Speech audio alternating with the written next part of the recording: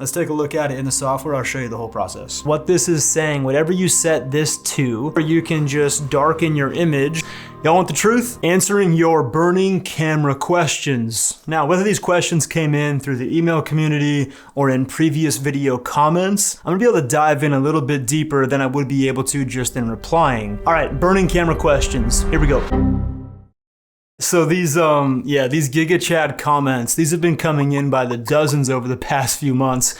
Y'all want the truth? Okay, so on my dad's side, right, so we're going back a little bit. On my dad's side, his uncle is actually cousins in this tiny little town out in Belgium. His cousin is actually, yes, the infamous GigaChad. No, guys, I am not the digitally altered meme GigaChad. That's all me. But please keep those comments coming because I do get a really good laugh every single time I see them come in. Which lenses do you use? So if you guys have watched the channel in the past, I'd say 12 months. I'm using 3 lenses. Well, 2. I'll get to the third one, but 2.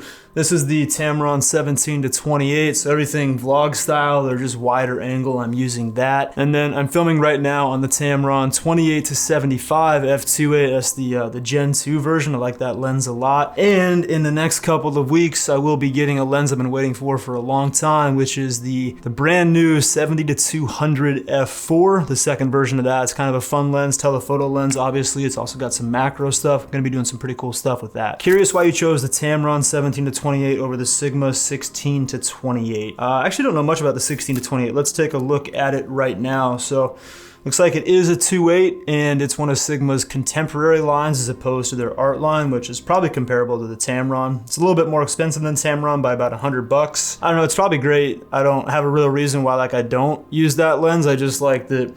I like the Tamron 28-75. I had that, so I got the 17-28, and they both have a 67mm thread size in the front, so not a huge deal. I have a bunch of step-up rings that you could use, and I think let's take a look here, but the Sigma 16-28, yeah, no, it's not a 67mm filter size, so that's like it. There's no real reason, and I guess too, if I'm gonna run the Tamron 28-75, then I probably want just like the matching colors on the Tamron side. The autofocus on these things work exceptional. I probably wouldn't have a Tamron 28-75 and then the Sigma 16-28. Yeah, you get the extra millimeter, which is like, honestly, that 16mm versus 17 on the wide end, that millimeter does make a difference, but that's it. There's no real reason. I could totally run the Sigma 16-28 2.8 and then like the Sigma 28 4-70 f2.8 for like my mid-range zoom, but no real reason. But I love these Tamron lenses. I heard a rumor, I'm not certain about this, but they're actually manufactured by Sony.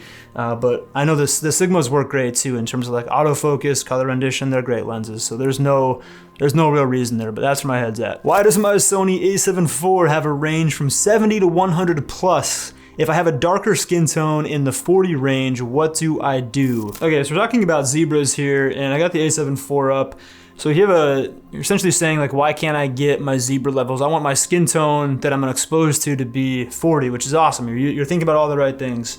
But why can't I get on my a7 IV my range all the way down to 40 because we have 100 plus on the high and 70 on the low? There's not really a good option here. The best thing would be if we had a false color system in these cameras. Maybe someday soon, that would be great. But I want you to go to either C1 or C2, doesn't matter because you can just change these, they make them the same. But go to lower limit and you're gonna bring this all the way down to 50. That's as low as it goes. All the way down to 50, okay? And then we gotta think about this. What are zebras doing? As soon as they start to show up on our footage, like in the spot that we want to expose to that value, and when they start to show up, usually we're using ISO to get them to show up, we'll pull back the ISO by 1 click, 1 level. So that we know that like a skin tone, like I wanna be exposed to 70, I got my zebras set to 70, bring the ISO up until the zebras start to appear right here. That's the side the light's coming from. Pull back by 1 click, and I know I'm relatively, for the most part, my skin tone's exposed to about 70, usually around like just below it. So we just set our levels to 50. We can't get all the way down to 40, so here's what I would do. You're gonna be bringing your ISO up, and let's say the zebras start to appear, let's just say in this case at 1600 on the skin tone that you're wanting to expose to 40. Typically we would pull back by just 1 click and we'd say, hey, we're good, but that would be for 50. So all that I would do, again, we're bringing our ISO up until the zebras start to appear, which were in this example, they're starting to appear at 1600. Instead of pulling back by 1 click, I would pull back by 2, and that's going to be your exposure for that skin tone of 40. It's not perfect. It'll be a little bit over 40, but not by much. And then you're going to be able to have a very similar method. The only difference there, again, instead of pulling back by 1 click, just pull back by 2, and it's going to be pretty close. Hey, Sean. Hey. What's your go-to picture profile for low light scenarios? Also, if you were shooting a wedding, what picture profile would you use, and would you use the same picture profile for the reception in low light? First thing, I don't shoot weddings, nor have I ever, so I don't know if my feedback's gonna be good here, but I would feel pretty confident if I was in the situation to do that.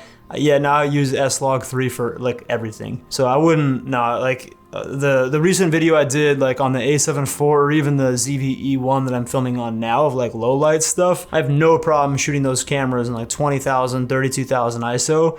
So in low light, no, it would still be S-Log3. I would shoot the daylight, the wedding in S-Log3 with a really good VND filter, and then I would shoot the reception also in S-Log3. So yeah, same picture profile for both. I'd encourage you, if you don't use one, to get a mist filter. I use the Tiffin. They're on both of these cameras right now, but the Tiffin Pro Mist 1/8 on that. So that would be kind of like that little bit more of like a bloomy highlights, like dreamy look. I'd throw that on. But in short, no, I wouldn't change the picture profile depending on like low light reception versus daylight wedding. It would all be S-Log3 for me. And as long as you nail your exposure, which I've talked at length on the channel, I'm going to talk about it more today. As long as you nail exposure and get your white balance, I think S-Log3 is incredibly easy to work with, and I love the look that I get with it. How do you record your screen like that? Oh, this one took me a while to figure out how I get it right, but here's all the details. So screen recording just like this. The first thing you want to do in your camera,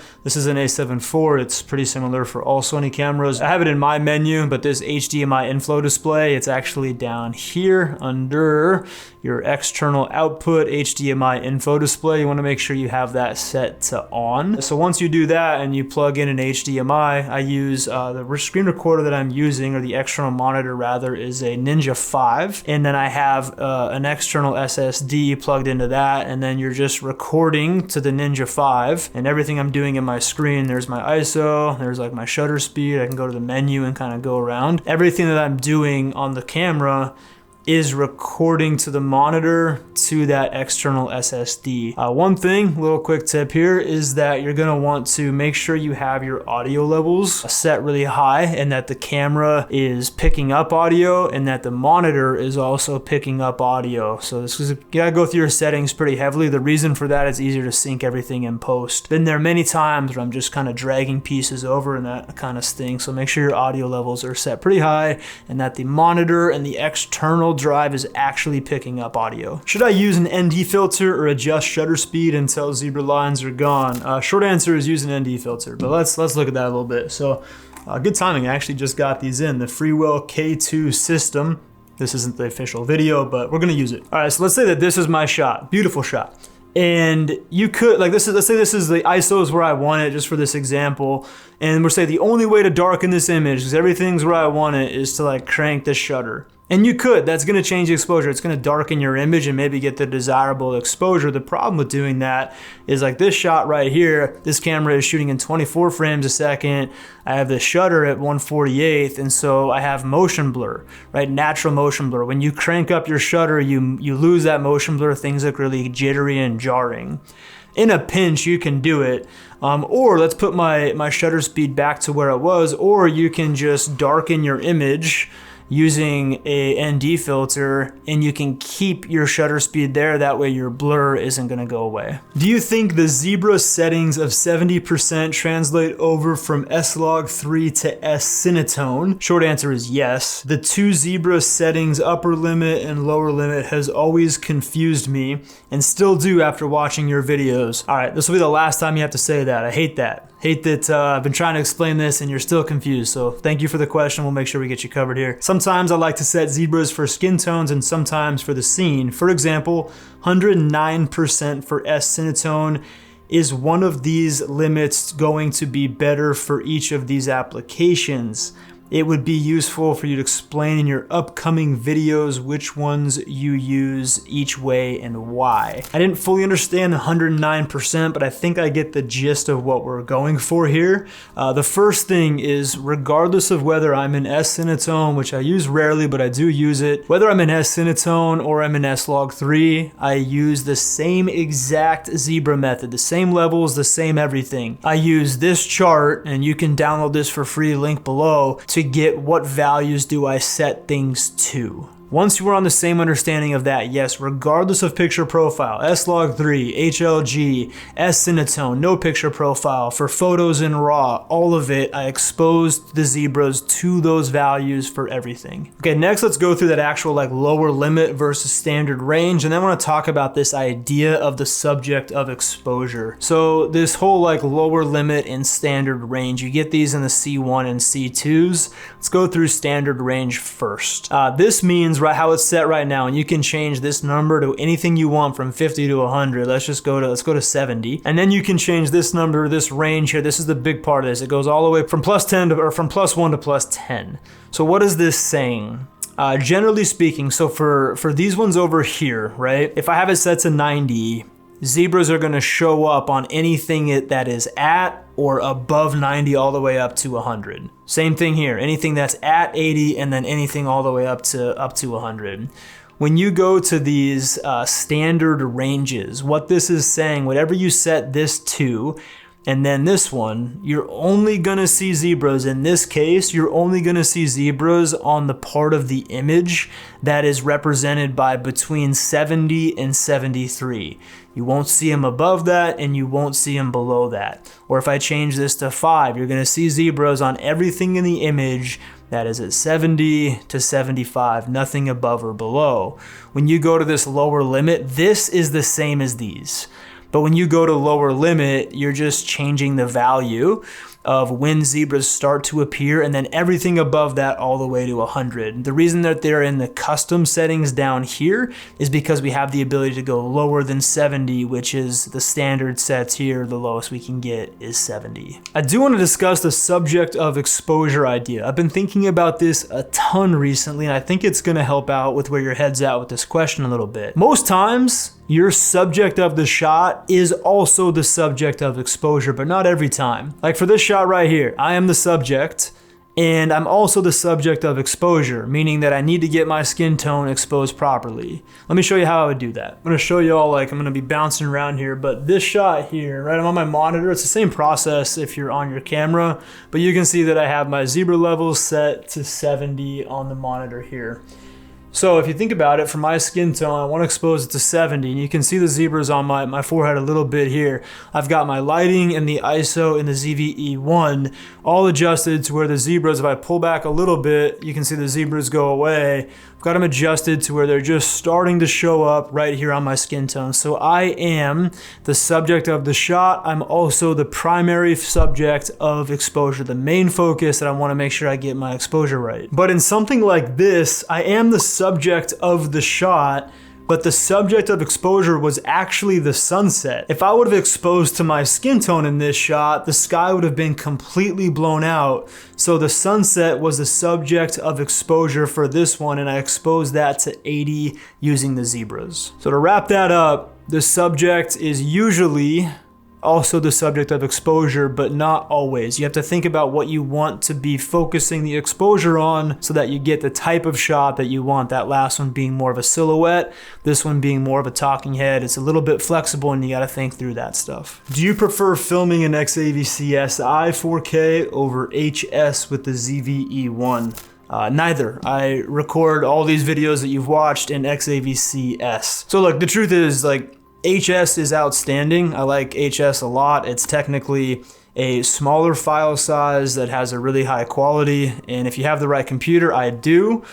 I have a newer like MacBook Pro. If you have a newer computer that can handle those H.265 files, HS is great. SI are just massive file sizes, and I haven't noticed a huge quality difference between SI, HS, and S, at least for like these style of videos and like YouTube stuff. So I like shooting in XAVC-S, which is not super common. It's actually the most common like Sony codec, but not super common when people are getting access in the A7 IV and the ZV-E1, getting access to those technically higher quality like codecs. I don't see a difference between any of them for YouTube style videos or like social media stuff.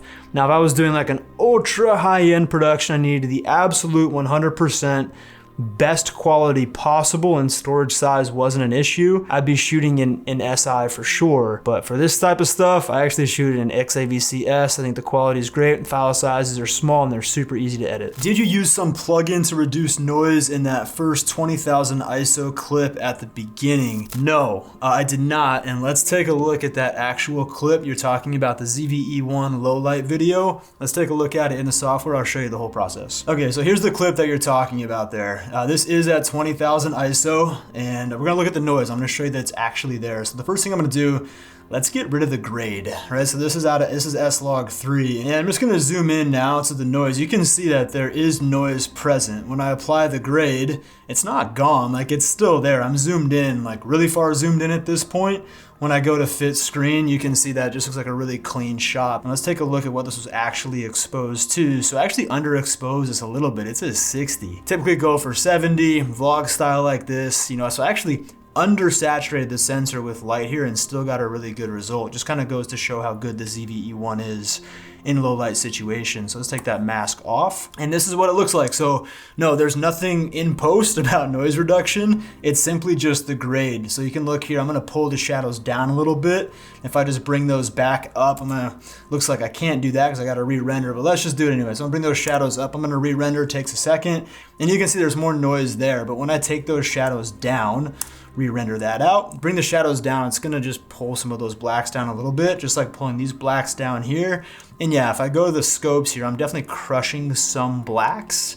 That's like breaking a bit of a rule, but I'd rather have low noise via pulling the blacks down a bit and the shadows down. I'd rather have a little bit of lower noise by doing that if it means I'm losing detail in some of those like blacks and some of those shadows.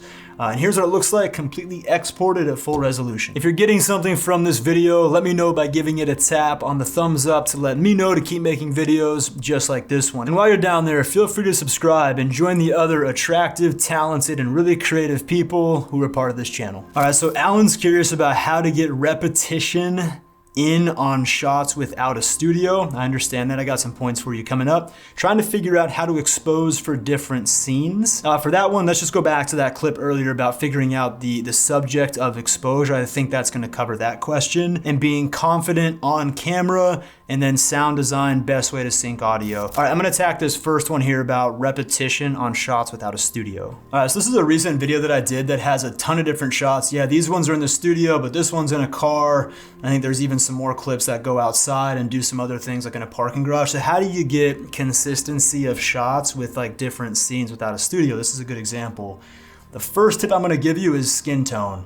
So what you get in your camera in terms of exposure and white balance is really important, but I'm gonna assume we got that part right at this point. We've talked about that heavily in this video so far. So let's talk about this first point about getting your skin tone right. Okay, the first thing I do to get good skin tone, and this will be for all the clips, I would do the same thing. I'm just gonna draw a mask just around the skin tone here.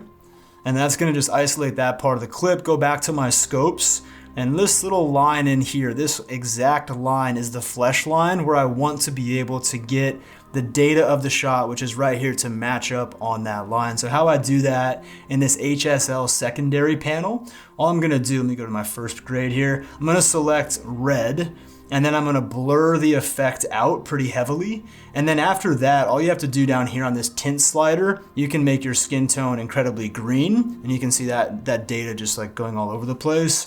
Or incredibly magenta, right? So it's going to the other side. Or you can just try to find that sweet spot where that skin tone, the data of the shot just line up directly on that flesh line, and I know my skin tone is good. So that's something that I do in every single clip, and just the skin tone matching is going to provide some consistency to the shot. And then from there, I want to make sure that my eyes are at the same level when I'm jumping between scenes. Typically people are looking at your eyes when they're watching a person on screen. So if you just watch like this cut happen right here, I'm just going to hit play. Right, so the eyes are down there and then they kind of like go over to the side. They're not the same height, so it's kind of jarring. Here's a way to make that really seamless.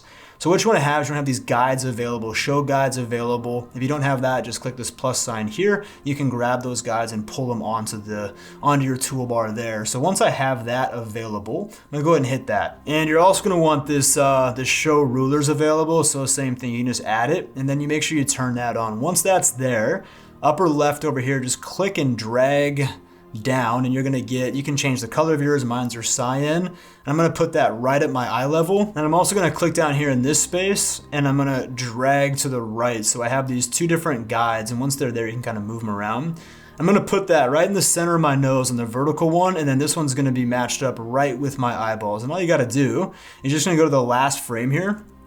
All right, so this last frame, I'm gonna make sure that this is directly on my eye level and this is directly like center of my nose. Then I'm gonna go to the first frame of the next clip. I'm just gonna match that up. I'm not gonna change the guides, I'm gonna change the frame around. So in this case, I would need to come up. I probably need to scale a little bit here. So I'd probably scale up, make sure that's right at my eyes. And I could probably come down a little bit. I'm losing the bottom there, but make sure that's right at my eyes, pretty close, and that's already on my nose. Looks like I gotta come a little bit higher. I'll go 120 on this. And come up a little bit. I gotta go a little higher, so let's go like 125. That should do the trick. Okay, so that's pretty close to what I want to see. Terrible freeze frame for me. And now watch what happens when I play this. I'll get rid of these guides. It's less jarring because the audience is looking at the face, particularly at the eyes, and it's just gonna kind of come together and match up. And then what you can do with this clip, because it is pretty tight, I would just keyframe the beginning of it on the scale and the position, and I would just kind of slowly put that back together, right where it started. So it's jump cutting between the two scenes, it's matching up, and then it's kind of pulling out. That was way too fast. I'll probably drag these out a little bit further. All right, so I'm gonna grab those two, let's just drag these way out so it's like a slower zoom, and we'll get something that looks like this.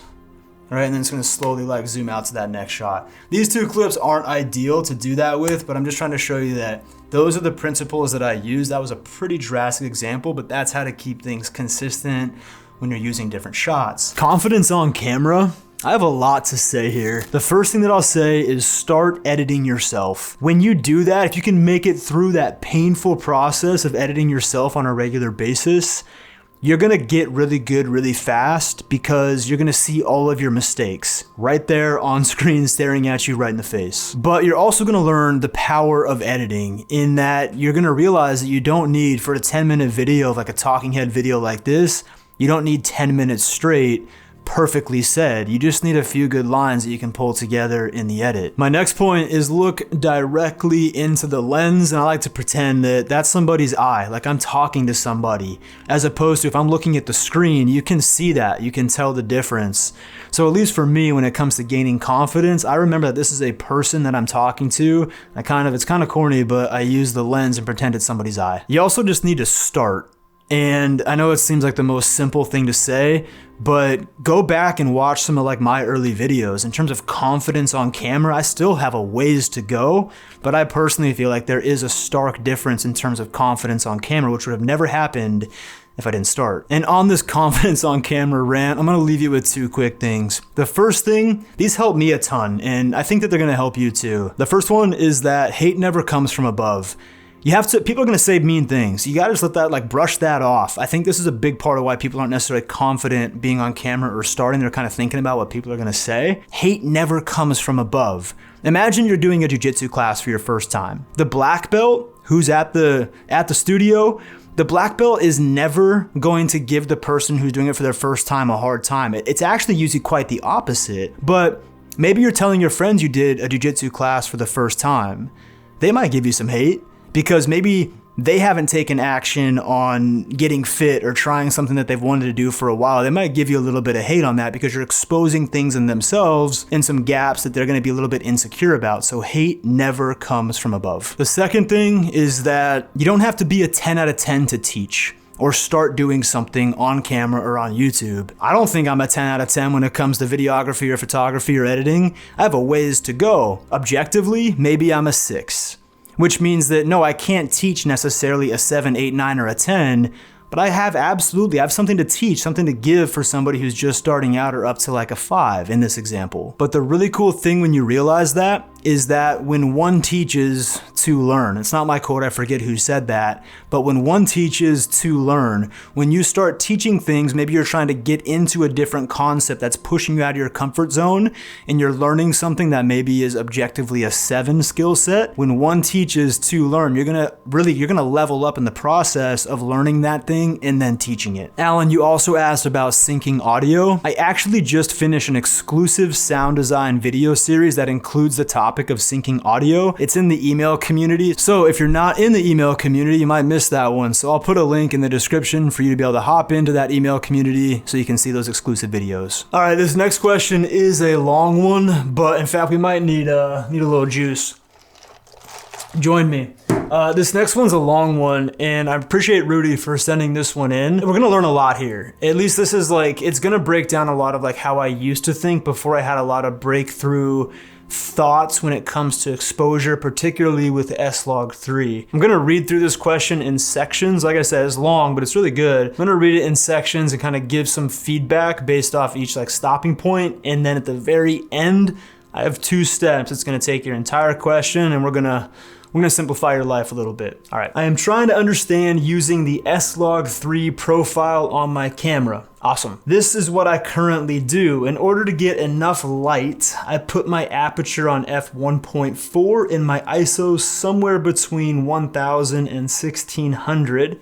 Using HLG3 with a little bit overexposure, 0.6 stops or so. Is that correct? So first off, I think when you say light, in order to get enough light, I put the aperture at f1.4 on my ISO. I think when you say to get enough light, I think what you mean, and there could be a language barrier here too. I know we're not from the same place, which is really cool, by the way. I love that about YouTube. When you say enough light for clarity, I think you mean enough ISO, or probably just enough exposure in general. So I think that comes up a few more times in the question, like enough light. Just to clarify, I think we're talking about adding ISO or just overall increasing exposure. By the way, I'm not really a huge fan of the 0.6 or 1.3 exposure method. So I'm a much bigger fan of the zebra method for exposure. So the 0.6, 0.3, it never really gave me really good results because I think scenes are too dynamic, and based on back to the conversation earlier, what's the subject of the exposure? And I think that's the most important thing. And so anyways, yeah, I'm a bigger fan of zebras, but let's keep going. This is all gonna come together. In post-production, Adobe Premiere Pro, nice, we gotta stick together. They're gonna get it figured out, I promise. I'm using the Paul Leeming LUT, and I do a little color grading, which gives me a satisfying result. First thing, I'm glad you like how your result is. That's ultimately probably the most important thing, finding what you're confident with and running with it. I'm gonna be giving you different advice than the direction you're going currently, so try it out, but getting a good result is the most important thing. And I am a big fan of Paul Leeming and the Leeming LUTs. I used to actually use them a ton. I've recently curved my method a little bit on that, and but I do have a lot of respect for him, and honestly, he's way smarter than I am, but I've found something that's giving me really consistent results that I like. And I'm probably gonna need to do a video in the near future, like my updated S-Log3 process, but that's a story for a different day. Now let's pretend that I want to use S-Log3 with my brand new 10-bit A6700. Okay, so you're going from an 8-bit camera using HLG3 to a 10-bit camera using S-Log3. That's awesome. And also my A6700 should be here soon too, so we'll celebrate together. It is recommended to overexpose by about 1.7 stops for S-Log3. I think you're referring to the Paul Leeming LUTs user guide for what to overexpose things to, and this just goes back to, again, I'm just not a huge fan of that method. The idea with that overexposing is to oversaturate the sensor with light, and then you can pull it down in post.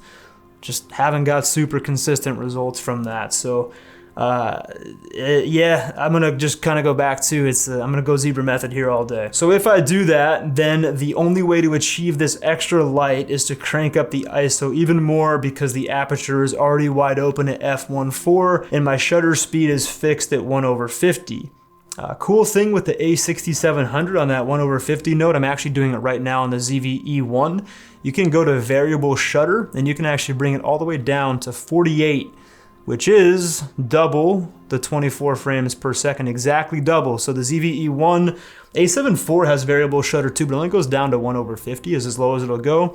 ZVE1 and A6700 do have variable shutter to go all the way down to a shutter speed of 48. So getting a true 180-degree roll there, which is cool. But anyways, by getting enough light, you're saying you gotta crank your ISO to get enough light. Again, I think light meaning exposure. If you're already wide open at f1.4 and your shutter's at 1/50, so yeah, like if your aperture's wide open and you're not going to change your shutter speed, obviously, the only way to increase exposure is to add ISO, yes. Or light, like actual light, but if you can't do that, then yeah, like ISO. Which means, in my opinion, that the image is getting even more noisy. Technically, yeah, but don't be afraid to use higher ISOs in these Sony cameras. The A6700 is a crop sensor, so it's not going to perform quite as well in high ISOs as like an A7 IV or ZVE1, but it does have a dual baseline ISO, that dual baseline ISO situation happening with the algorithm there on reducing the noise on those higher ISOs. So yeah, it'll increase the noise, but it's not something I would be necessarily concerned about. Is my understanding correct? Yes.